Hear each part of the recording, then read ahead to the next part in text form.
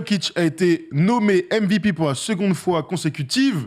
C'est Woj qui a trahi le secret des journalistes et de la NBA. On pensait que ça allait arriver un peu plus tard. Woj a décidé de tweeter dans la journée. Nikola Jokic donc devient le deuxième Européen à gagner un deuxième titre de MVP d'affilée. Ça fait donc 4 ans qu'un Américain n'a pas gagné de titre de MVP. Ça fait un peu tâche. On aura le temps de revenir là-dessus. Il y a beaucoup de choses qui entrent en ligne de compte. D'abord, la saison exceptionnelle de Nikola Jokic. Je vais vous donner ses stats, même si vous les connaissez à peu près. 27,1 points, 13,8 rebonds, 7,9 passes.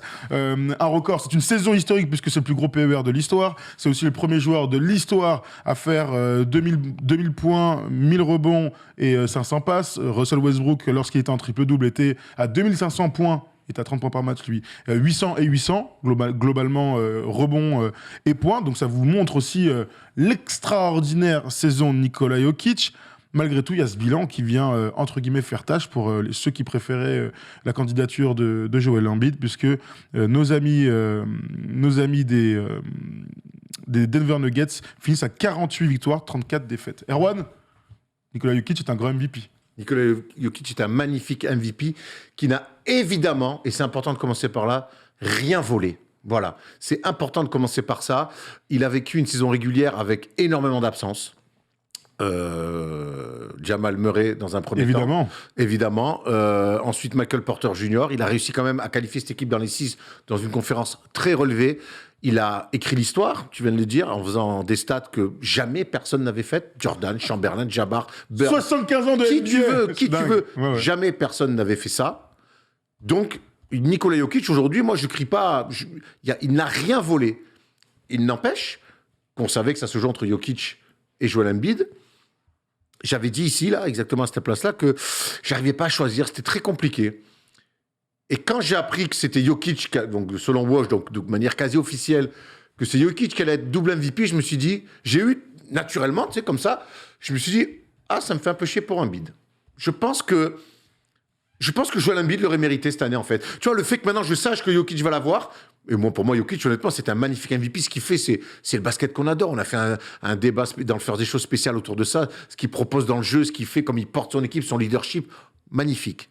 Maintenant, je vois deux mecs qui ont des similitudes dans leur saison, c'est-à-dire qui ont été privés de joueurs majeurs pour diverses raisons, mais Joel Embiid a joué quand même sans Ben Simmons toute la saison. C'est pas rien, même si Harden est arrivé au mois de février, mais au mois de février, il reste un mois et demi de compète. Donc, je vois deux mecs qui sont des leaders, je vois deux mecs qui ont dominé, et je vois un mec, quelque part, alors un qui a fait des stats pour écrire l'histoire, un autre qui a un meilleur bilan. Et qui a fait des stats extraordinaires. Et qui a fait des stats extraordinaires, de domination qu'on n'a pas vu depuis très longtemps, sur de la puissance, de la technique, qui a une palette aussi incroyable. Ben, je te dis, moi, le ressenti que j'ai, jamais je dirais que Jokic a volé quoi que ce soit. Autant, moi, Nash, le deuxième titre, il me reste encore en travers. Encore plus, au maintenant, presque, qu'à l'époque. On peut encore aussi en discuter. Mais là, vraiment, je trouve... je te dis, des fois, on ne calcule pas ce qu'on ressent. Et j'ai envie d'avoir ton ressenti. Moi, quand j'ai vu que Jokic a enchaîné un deuxième titre de MVP, j'ai eu un petit... Je me suis dit, ça me fait chier pour Jojo. Moi, je te rejoins complètement. Moi, j'avais voté, si j'avais le droit de vote pour les trophées de MVP, les trophées NBA, j'aurais voté Joel Embiid sans ambiguïté. Pas que Nikola Jokic ne fait pas une saison de MVP, c'est un MVP en puissance. Yanis fait une saison aussi grandiose. Il n'y a pas de souci. On peut discuter des préférences. Trois Européens sur le... Ouais, c'est dingue. Enfin, 3 Européens. 3 non-américains. Bientôt Européens. 3 non-américains sur le podium. Tout à fait. C'est complètement fou. C'est bien la preuve qu'il y a du talent partout sur la Terre. Moi, on peut tourner comme on veut. J'ai vu tellement de choses depuis quelques semaines. J'ai vu des mecs, d'ailleurs, dire « mais c'est Jokic et rien d'autre ». Moi, ça ne me dérange pas d'ouvrir le débat en disant pour moi, Embiid est le MVP de ma saison, parce que le bilan collectif, parce que meilleur scoreur de la saison. On parle d'un pivot à plus de 30 points, on n'avait pas vu ça depuis... Shaq, il paraît. Je crois que non, Shaq, il a jamais fait 30 ans. Non, je sais même plus qui c'est. Dites-nous, j'ai zappé, je sais plus. Pivot à 30, peut-être Robinson.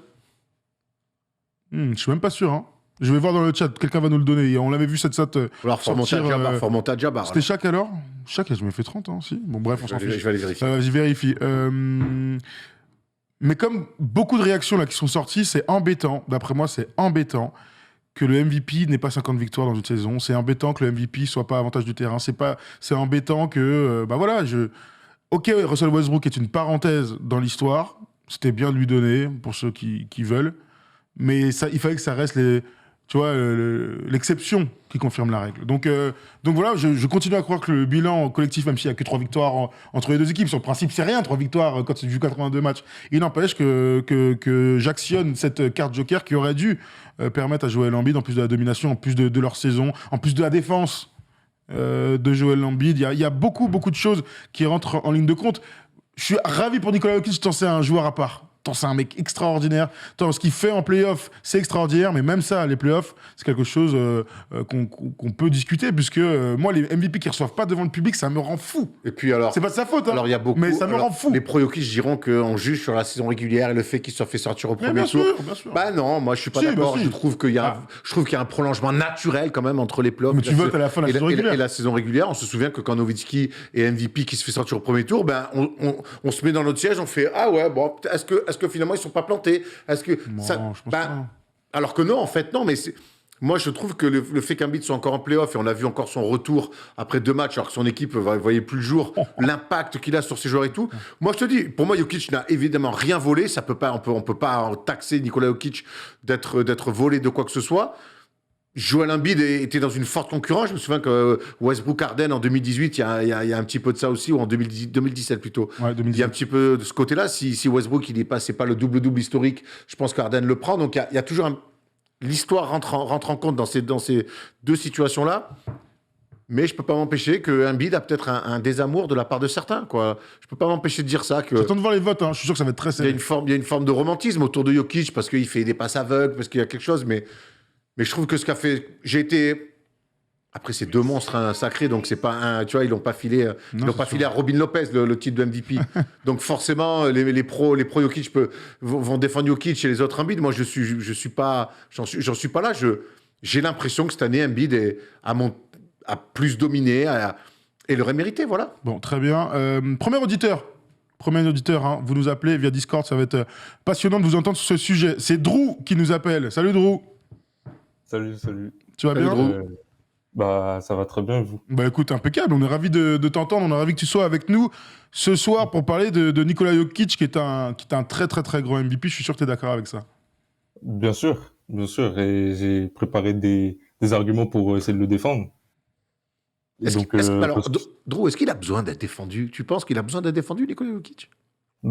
Parmi les commentaires des dernières publications de Jokic MVP, il y a beaucoup de gens qui disent que ouais, Embiid il se les fait voler, nanana, etc. Beaucoup d'avis comme ça, genre un truc comme du 66-33, genre il donnerait Embiid. Du coup, pour moi, j'aimerais bien le défendre parce que en soi, il a fait une saison historique, genre comparé à Embiid qui, on va dire, a fait une saison peut-être le fait d'être meilleur scoreur, on l'a pas vu depuis Shaq, mais quelque part, on va dire, c'était déjà vu. Alors que Jokic, ça remonte jusqu'à Will Chamberlain, en fait. Le fait d'avoir des stats comme ça. Alors, on peut pondérer un petit peu, c'était du déjà vu Embiid. Alors, O'Neal n'a jamais mis 30 points par match. C'est le dernier pivot meilleur scoreur. C'est Moses Malone le dernier. Voilà, mais par contre... C'est Moses Malone le dernier à avoir mis 30 points en plus comme pivot. Alors, le problème, c'est que moi, ce qu'a fait Embiid cette année, je sais pas, j'arrive pas à le comparer en fait, avec la gamme, la panoplie offensive qu'il a. Alors oui, sur du post-up, comme il massacre les défenses avec sa technique, oui, il y a du Shaq, mais lui-même l'a dit cette année, et pour le coup, alors on sait qu'il est très, très flambeur, mais moi quand il me dit qu'il a du Kobe, qu'il a du Jordan sur des fadeaways, sur du dribble entre les jambes, du Kobe, des tirs à 3 points, moi j'ai vu quand même un mec progresser, un mec dominer, et aujourd'hui jouer et rendre les autres meilleurs. Moi, je crois que la saison qu'est en train de faire Tyrese Maxey aux côtés de Joel Embiid, il y est pour quelque chose, le grand Camer. Hein. C'est vrai. C'est vrai qu'il a, il a fait quand même développer Tyrese Maxey, qui est clairement aussi une surprise, on s'y attendait tellement pas. Mais quelque part, après, les deux, ils ont quand même vachement augmenté leurs stats. Et aussi, j'ai envie de dire, quelque part, c'est vrai que Tyrese Maxey, c'est une surprise, mais vous avez vu quand même le niveau qu'il a. Genre, je me demande, on n'aura jamais une surprise. Là, on n'a pas vraiment eu de surprise de ce côté vers Nikola Jokic en termes de coéquipier. Sachant qu'en plus, pour moi aussi, ce qui a un peu joué dans la tête des votants, c'est que il y a eu un trade entre Harden, donc du coup, t'as quand même une autre star qui arrive on va dire, pour l'autre moitié de saison. Enfin, ouais, là, allez, vers la fin de la saison. Donc, quelque part, je pense que ça peut aussi peut-être le faire baisser, le fait d'avoir une autre star. Et puis, je trouve qu'aussi, le nombre de victoires, alors, c'est vrai que les Sixers en ont 3 de plus, mais quelque part, moi, quand j'ai réfléchi, je me dis, attends, là, pour moi, vas-y, à la fin de la saison, vas-y, ok, tu dois installer un truc avec Harden, etc., mais faut pas oublier que Harden, c'est quand même un mec de saison régulière qui peut quand même te faire gagner des matchs. Et pour moi, avoir que 3 matchs de plus comparé à ce que Jokic, ce qu'il fait, pour moi, c'est pas assez. Tu dois au moins être à 55 victoires, être le premier de la conférence Est. Comme ça, tu vois, il n'y a pas de débat, il y a rien à dire. C'est vrai sur que Embiid, comme ça, il n'y aurait plus rien à dire. vrai que Drew, pour le coup, ils sont que 4e, les Sixers. À un moment donné, ils étaient bien, ils étaient mieux sans Harden. J'ai l'impression, en tout cas, dans l'alchimie d'équipe. Ils sont tous égalité en même temps, les mecs. Sans Harden, ils ont été premiers à un moment donné. Il y a une question il y a un commentaire que j'ai trouvé intéressant. J'ai envie d'avoir votre avis à toi, Thomas et Drew. Alors, il était un peu plus véhément, mais je vais le dire de manière un peu plus cool. Est-ce que Jokic rend vraiment les joueurs meilleurs que ce qu'un Embiid peut rendre les autres, ses coéquipiers meilleurs? Sur le principe, oui. Moi, oui, sinon... Bah, si tu veux, Thomas... Non, vas-y, je t'en prie, vas-y, c'est ton gars, Jokic. Bah, moi, c'est mon gars, la vie, c'est mon gars. Bah, en fait, genre, pour moi, en fait, Jokic, je sais pas, il a un peu ce truc de... J'ai envie de dire, tu vois, je vais un peu comparer un peu loin, mais tu vois, le LeBron de 2015... Tu vois, à peu près le truc des Lavedova, des trucs où genre, tu sais, t'arrives à te mettre une âme un petit peu, genre un truc où t'as envie de jouer avec lui. Genre, je sais pas, en plus, le pire, c'est comment il fait, je trouve qu'en plus, comment il fait kiffer les joueurs sur le terrain. Genre, après, dans l'impact évidemment offensif, je trouve qu'il est vraiment, pour moi, je le trouve vraiment, on va dire, supérieur à Embiid, même si c'est pas vraiment très loin. Après, je voulais vous poser une question. Attends, moi, j'aimerais bien qu'on reste là-dessus, moi, parce que sur le fait de rendre plus fort, je trouve qu'on alors Jokic, oui, au prime abord, on a envie de dire qu'il rend plus fort parce qu'on se prend tous pour des coachs yougoslaves et dès qu'un mec il fait une lecture et qu'il fait une passe ligne de fond sur un mec à couper, on fait waouh, il sent le basket. Mais un mec comme Embiid, il te rend plus fort parce qu'il défend aussi un peu plus fort, parce que le fait qu'il court, le fait de ce qu'il décante, le fait de comme il emmène les gens avec l'outil, il rend les gens aussi plus forts. Rendre les gens plus forts, c'est pas que jouer 2 à l'heure et faire des passes entre les jambes et sentir des trucs. C'est pour ça que je trouve que là, on fait presque un procès à Embiid de... Tu vois, je dis, Embiid est un génie. Embiid est dominant. Jokic est tu comprends, mais là, t'es en train de caractériser, par exemple, ce que fait Jokic sur un terrain, on peut pas le résumer à des passes dans le dos. Non, mais justement... J'entends ce qu'il veut dire par ça, et moi, ça, je l'entends complètement, le truc de dire Jokic est un génie du basket, parce qu'en fait, on le compare à personne d'autre à part Larry Bird, et qu'en fait, évidemment que c'est 2 génies du basket, la question se pose pas, mais son génie vient par la domination, alors... physique d'abord, mais aussi la technique qu'il a développée, le tir extérieur, il fait des trucs de ouf. Encore là, cette semaine, il fait des trucs de malade. Joel Embiid, personne ne remet ça en cause. Mais moi, la question, tu vois, si on doit donner un point à un autre, on va dire, il y a un meilleur en défense. Il n'y a pas de question. OK, il y a un meilleur passeur que l'autre. Il n'y a aucune question là-dessus. Il y a... La manière dont jouent les 2 équipes, c'est tellement différent. Si t'as Jokic, forcément, tu vas jouer vachement différemment de si t'as Embiid. Embiid va jouer sur de l'ISO, sur du pick and roll simple, alors que l'autre, il est capable de faire beaucoup d'autres choses. Donc moi, en soi, ça me choque pas quand même de dire qu'il rend les autres meilleurs. Je sais pas en quoi c'est un souci, tu vois. Ils sont pour le coup tous les 2 aussi valuables que l'autre, au vu de ce qui s'est passé cette saison, avec les mecs qui étaient pas là et tout. Mais il y en a un des 2, en attaque au moins, qui rend les autres meilleurs. Ça, il n'y a pas de doute là-dessus. Aaron Gordon. Aaron Gordon, il lui a appris à jouer au basket. Aaron Gordon, on a été les premiers à le dire. Aaron Gordon, il lui a appris à jouer au basket. Ils sont tous les 2 aussi forts. Ça, il n'y a pas de doute. Ouais, mais moi, je trouve qu'on banalise un petit peu la dextérité d'Embiid quand il dribble entre les jambes, qu'il prend des tirs à 3 points. Ça, après, il y a 2 styles différents, mais moi, tu dis, les 2 sont valuables. Quand je vois cette saison, les Sixers, ils avaient tout pour que la saison explose avant qu'Harden arrive même. Et ça n'a pas été le cas. Au contraire, ça a même été une équipe très solide et très agréable à avoir joué. Donc, je sais pas. Oui, il y a un mec qui est puissant, qui est plus puissant qu'un autre. Et il y a un autre qui est peut-être un peu plus dans la finesse, même si... Là, tu parles juste du style, ça change pas. Ouais, mais j'ai l'impression que quelque part, ce style-là oriente un peu aussi. Tu trouves ça. Bon, pas tant que ça. On va accueillir Benoît. Salut Benoît, comment tu vas, cher ami? On va vous garder tous les 2 comme ça. Drew et Benoît. Salut Benoît, comment ça va? Salut l'équipe, ça va? Ça va tranquille, toi? Très bien, très bien. Alors dis-nous tout, toi t'es plutôt Team Embiid, Team Giannis, Team Jokic? Alors, de base, en fait, moi, je préfère largement Jokic comme joueur, etc. Même avoir joué, je préfère Jokic.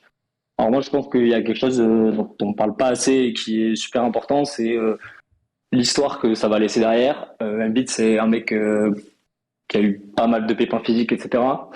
Et je pense qu'on peut un peu mettre ça en parallèle avec la saison Harden 2018, quand après 2017, Westbrook est élu MVP et qu'on dit ok, il faut récompenser Harden un peu pour tout ce qu'il a fait, l'ensemble de son œuvre.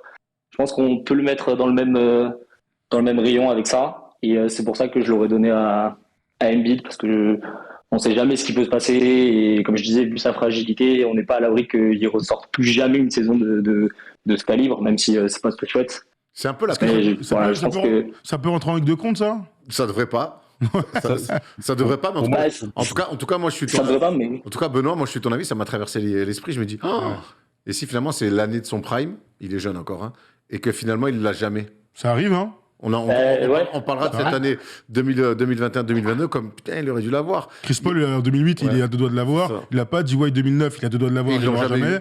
Ça arrive, hein? Il y a un commentaire que j'aime beaucoup pour répondre à ce qu'on dit, c'est demander à Bam Adebayo, ce serait bien s'il veut nous appeler, si Joel Embiid n'est pas valuable. Ouais, moi je. Non, mais. Mais Archi après, valuable. j'avais quand même une question. J'avais quand même une question à vous poser. Bien c'est- sûr, vas-y. Est-ce que pour vous, justement dans le trophée des MVP, je sais que les gens aiment bien parler le fait d'avoir les deux côtés du terrain. Et moi, personnellement, quelque part, je me suis dit, les gens le comptent, mais en vrai, on devrait même pas le compter. Enfin, le fait de défendre, parce que malheureusement, déjà pour moi, il y a un trophée pour ça, c'est le défenseur de l'année, C'est pas mais faux, surtout c'est qu'en pas plus, surtout qu'en plus, Steve Nash, désolé les gars, si vraiment on se dit ouais, le mec c'est un two-way player, etc. Alors Ouais, c'est Steve vrai, Nash, c'est vrai. il a jamais ses MVP. Quelque part, moi, ça peut pas être vraiment le fait d'être two-way player. Il y en a un qui est two-way player, l'autre il est pas vraiment. Ça peut pas vraiment être un argument pour vas-y, je vais le mettre devant, l'autre pas devant. Il y a quelques trophées du MVP qui vont dans ce sens-là. En tout cas, t'as raison. Mais, hein. mais là, entre deux, je suis à la fois d'accord et pas d'accord.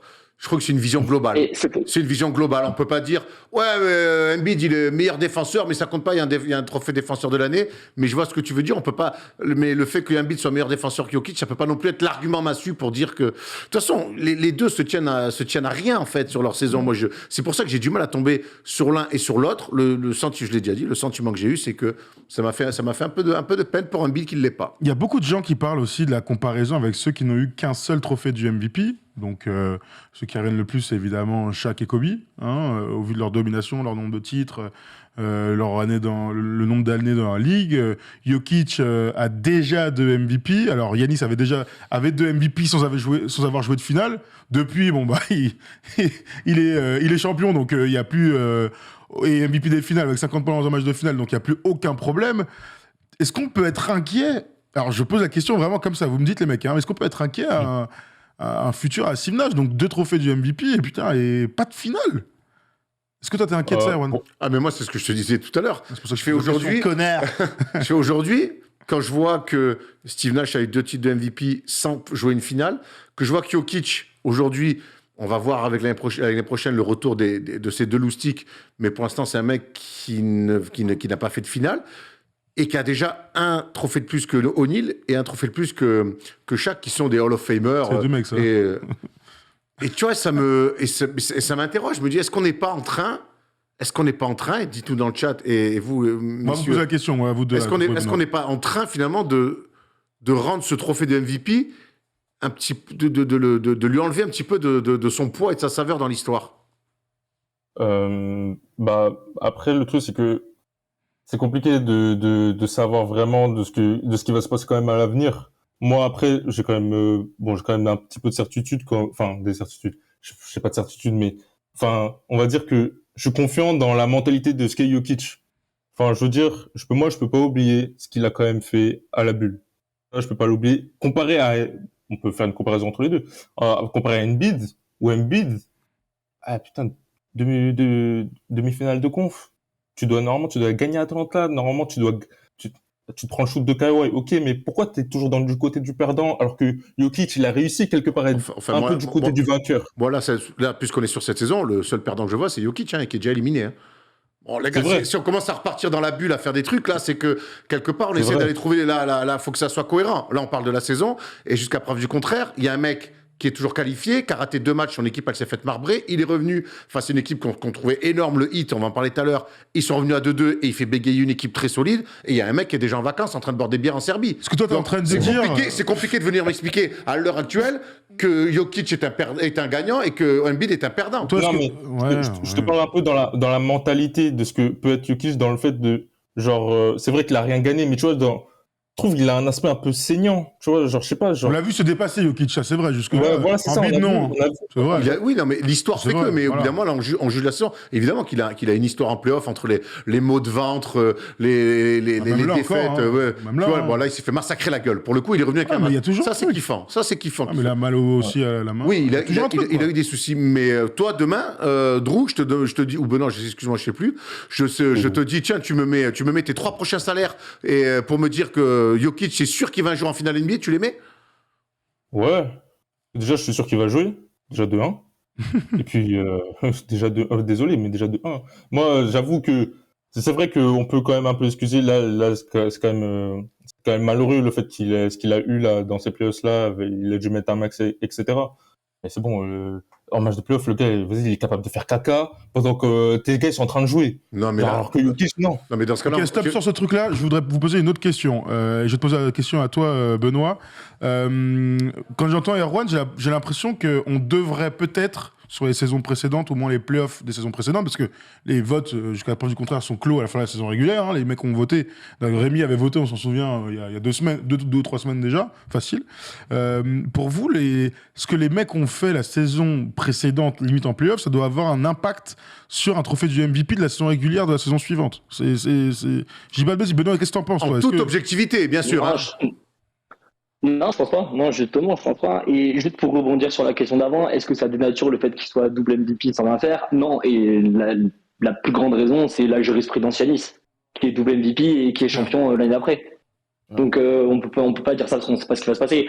Et pour revenir au playoff d'avant, non, mais forcément dans l'inconscient, enfin, je pense qu'on est obligé de le prendre en compte, même inconsciemment. Ouais. Tu peux pas non plus tout effacer, et c'est pour ça aussi que je disais au départ que c'est bien de récompenser c'est un accomplissement. Exactement. Alors c'est dans une moindre mesure, mais quand on parle de All-Star pour récompenser une carrière, etc.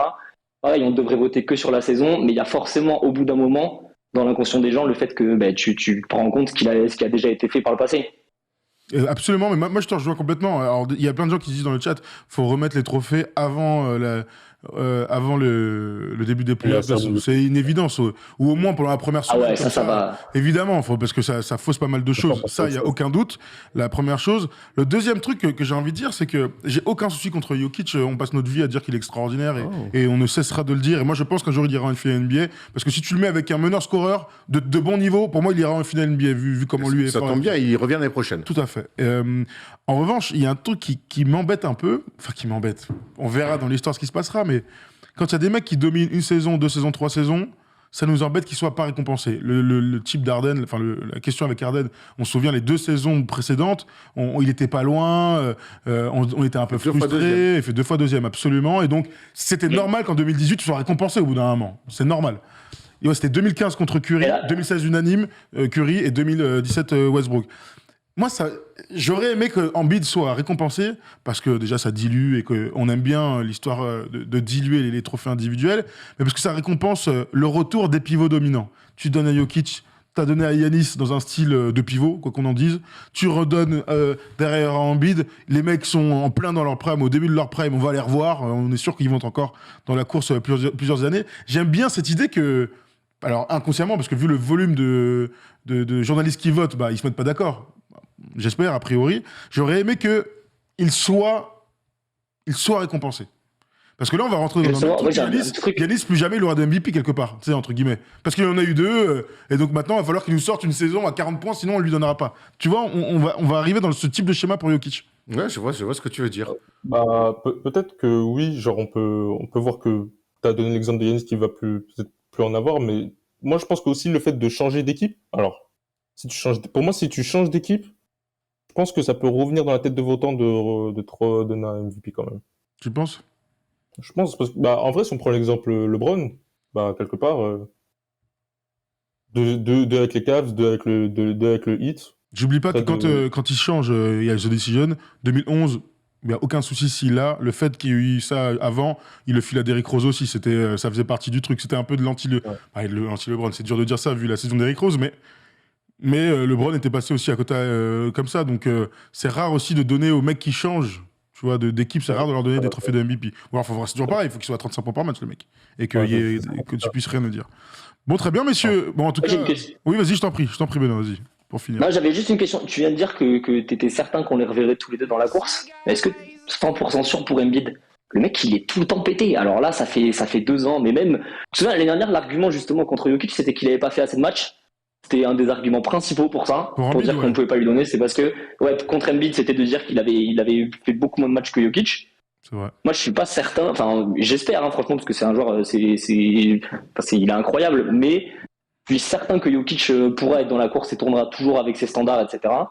En revanche, Embiid, c'est pour ça que pour moi, c'était l'occasion vraiment de le récompenser. C'est parce que c'était sa saison où il y avait très peu de doutes et j'avais l'impression que toutes les planètes s'alignaient malgré toutes les merdes qu'il a eu à côté avec Simmons, Harden, etc.